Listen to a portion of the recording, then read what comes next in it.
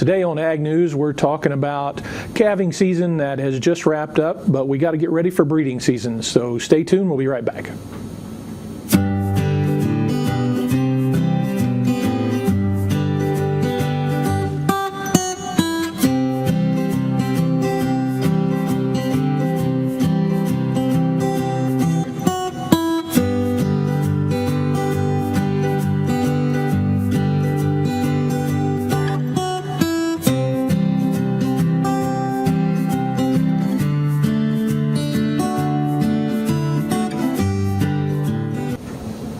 Hello everyone, welcome to Ag News. As always, John Grimes, Duane Rigsby here. John, we just got done with another season. Calving season. Another season of calving. So what do we do? We're just starting all over again. We're getting ready for breeding season. Well, the circle of life, you know, it's never ending. It just keeps going, yeah. And that's what we're going to talk about today. Is we started off talking about the calving season's wrapped up, and I'm not saying everybody's done, but it's certainly on the end of the season for most folks, and we'll show some survey data that'll kind of back that up. But this is kind of a neat sight. We like to see the newborn looks like it's alert, the cow's taking care of it, and people don't realize how much work went into this event happening, and we'll talk about that just a little bit as we move along here. First of all, most calves are born in the spring in Ohio, and we're going to show some survey data that backs that up. But over the years, producers or their operations have evolved into what certain times of year they want to calve, and most of the calves born in Ohio would be born in the early, I would say the first quarter of the year, quarter to a third of the year. But when you calve affects, there's factors that go into it. You know, when they calve and what kind of demands that places on the herd for nutrition. Are you going to get your nutrition from harvested forages or grazed forages? There are definitely weather impacts on how animals get bred, and we'll show some details about that as far as heat, cold, that kind of thing. There are seasonal effects on calf performance, you know, when they're born and when they're nursing the cow, how that works out. There's market seasonality. Feeder calves aren't the same price year round. It's kind of like grain prices. And then, you know, if you work off the farm, what are your time constraints? And one I didn't include in here that very much impacts it is tradition. Granddad did it, Daddy did it that way. Right. I'm doing it that way. So those are all factors on when we have our calves born. Now, there's this NAHMS, National Animal Health Management Survey, that's done every 7 to 10 years, and there's one going on right now. Talks about when do or how many calving seasons or breeding seasons do producers have a year. Most actually don't have a single breeding season. There's a few that have a spring and a fall season, and then there's some that don't really care. They calve year round. So there is some variation about when people calve and how they go about managing their herd. Now, this is something we're going to dwell on a little bit today, is the length of the breeding season. This survey asked basically different time frames, if you just kind of generalizing. The first line is basically a 2-month calving season. Then we kind of go to a 3-month calving season or breeding season, and as it stretches out. And I guess the thing I want you to take home from this slide is roughly 40% of the breeders will have basically less than a 90-day or 3-month breeding season. Over 60% of the survey respondents in this study have over a 90-day calving season, or basically no season. They calve year round, which is not good as far as management practices. There are definitely there's definitely data out there that shows the implications of having too long of a calving season. This is about 15-year-old data, but Oklahoma State and Texas A&M researchers looked at the impacts of having a set calving season versus just basically a year-round one. And what they found generally is there is a positive relationship between the number of days of the breeding season and the cost of producing a calf. Basically, the longer the breeding season season, the more expensive it is per pound of calf produced. They also found a negative relationship between the number of days of the breeding season and the pounds weaned. In other words, the longer the breeding season, the whole calf crop tended to be lighter. And we'll explain some of the reasons for that.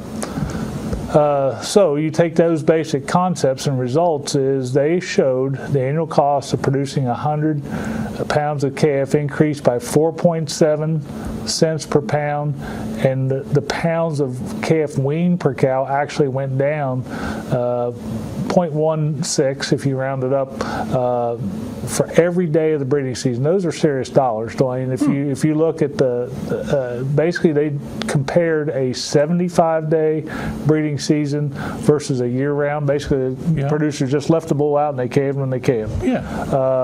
Those situations, they produced a lot less pound per cow, and their costs were higher. And basically everything becomes harder. Management, how do you vaccinate the calves? When do you wean the calves? If you have a smaller window, it's easier to manage. You'll do a better job. If you've got calves born 8, 10, 12 months a year, when do you wean them? I mean, it's so just think about it that way. Everything becomes more complicated management-wise the longer we stretch it out, and this is just a really good study that kind of demonstrates that very fact. I talked about when people calve. If you noticed, the most frequent month, and this is across the country, you will see some geographical differences. Like in the South, you'll probably see more fall calving than we do in this part of the world. But March, to use a statistical term, it's kind of a bell curve around March. The peak is March. The second and third most frequent months are February and April, and then January and May. So you'll see in the heat of the summer, you'll see those numbers dwindle down a smaller percent, and then a little bit of an uptick in the fall. But that's just based on national survey data. When do people have their calves born? Now, there are implications about when we calve and what kind of pregnancy rate we get. This is Kentucky data from a good friend, Les Anderson, that did work down at their Princeton research station. This is based on a 45-day natural service breeding season. In other words, this was no AI, this was just with the bulls. Think about Kentucky and Ohio, at least Southern Ohio, very similar in their type of forage, a lot of fescue.